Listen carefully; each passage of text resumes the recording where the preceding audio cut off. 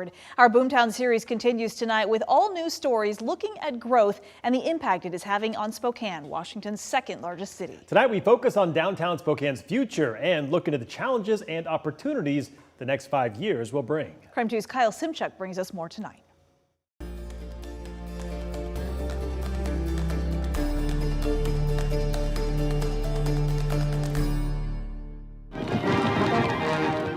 When Spokane hosted Expo 74, it became the smallest city in history to host the World's Fair. Half a century later, a lot has changed.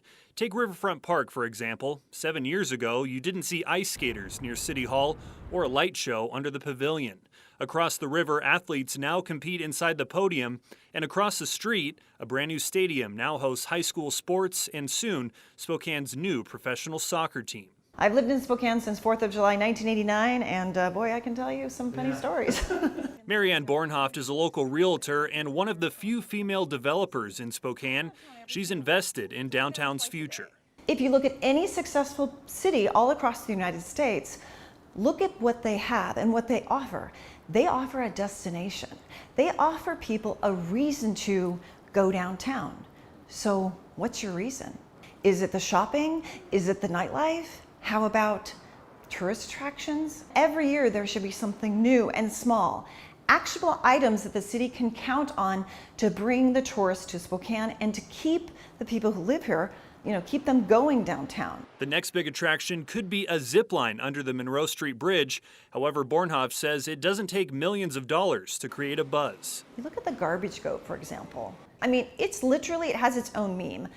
It didn't cost that much. Looking ahead to the next 5 years, Bornhoft says downtown needs to offer more convenience. I firmly believe we need a Target, or we need a TJ Maxx, or we need some of these interesting, regular big box retailers that people love, know, and trust. Big box stores, anyone can go to those anywhere across the country. But what makes Spokane unique? What makes us a cool place? City Councilman Zach Zapone thinks the city should prioritize making downtown more accessible and pedestrian friendly. We're going to be seeing some big investments in bike lanes and infrastructure. Zapone also helped pass legislation known as Pavement to People to incentivize more affordable housing downtown. So we want to look at all our surface parking lots and say, how can we turn this into a better use of space? He says Spokane is struggling with some growing pains and housing affordability, which hasn't helped the city's homeless crisis.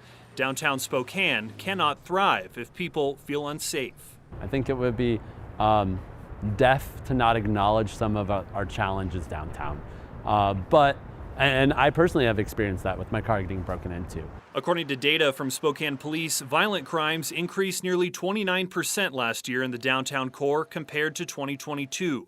Property crime, however, dropped 13%.